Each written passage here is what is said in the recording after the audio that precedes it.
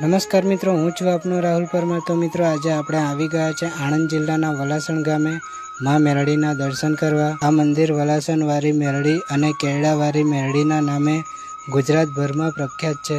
તો મિત્રો આ મંદિરે દર રવિવારે મેળો ભરાય છે અને દર્શન કરવા ગામે ગામથી ભક્તો આવે છે। તો મિત્રો આવા અલગ અલગ મંદિરોના ધામ જોવા માટે આ ચેનલને સબસ્ક્રાઈબ કરી દેજો।